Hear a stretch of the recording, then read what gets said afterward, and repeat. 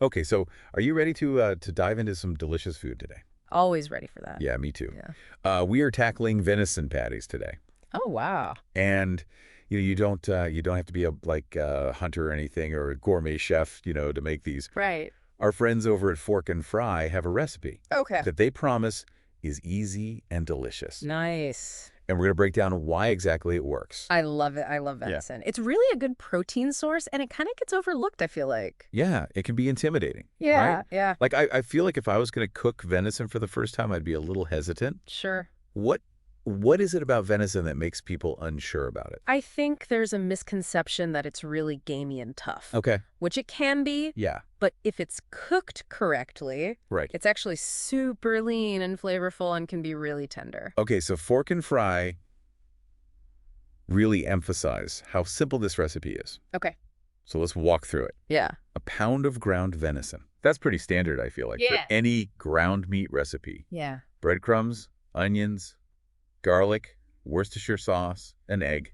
I mean, those are pretty basic ingredients. Right. Like Yeah. pretty accessible for everyone. Yeah. What's the science behind those ingredients being in there? Well, the breadcrumbs are really good for binding the mixture and adding moisture, Okay. which is important because venison is so lean. Okay. The egg acts as a glue to hold everything together. Okay. Worcestershire sauce will give it a nice savory depth. Yeah. And then the onions and garlic are just like flavor powerhouses. Right, Like they yeah. just elevate everything. So then they add salt, pepper, and a dash of smoked paprika. Ooh. I love that they added paprika. Yeah. It feels unexpected. That's a great touch because smoked paprika is going to add like another layer of flavor to Huh. that profile. And a really important tip from Fork and Fry is don't overwork the meat, Okay. which I feel like a lot of people do. Yeah, I was going to ask about that Hey. because it doesn't say what size patties to make. Right. So if you're making like smaller patties or bigger patties, does that affect the cook time?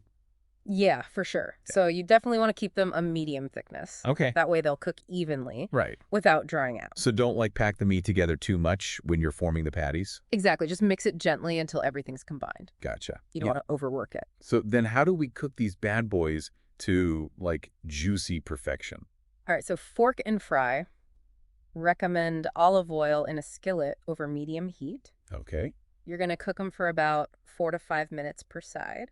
Okay. You'll get a nice brown crust, and that's how you know the venison's cooked through.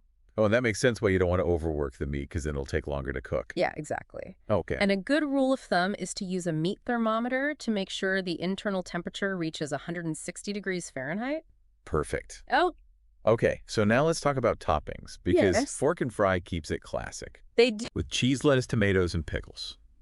I mean, you can't go wrong with the classics. You can't, but you know me. Yeah. I'm always looking for ways to get creative in the kitchen. You are. I love that about you. What would you put on a venison patty? Ooh, that's a good question. Like if you were going to go Yeah. crazy with it. If I was going to go crazy with it, Yeah.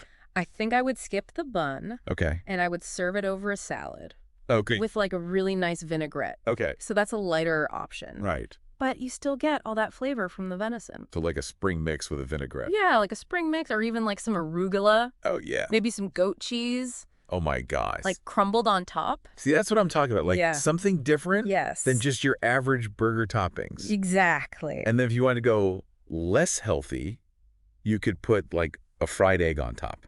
Ooh, a fried egg would be delicious. Oh, yeah. Oh my God. Like with a rennie yolk. Yes. So good.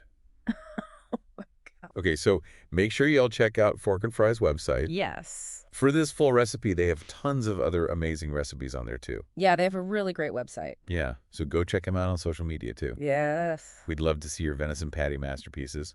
Absolutely. Don't be afraid to experiment, you know? Yeah, like share your culinary adventures with us. Yes. Tag Fork and Fry. Let's see what you come up with. And that brings us to the end of our venison patty deep dives. Oh. But the conversation doesn't have to end here. No, it doesn't. Head over to our social media pages. Let us know what unique toppings or sides would you pair with a venison patty. Yes, we want to hear all your creative ideas. Yes, we want to know everything. Yeah. We'll see you next time. Bye. Bye.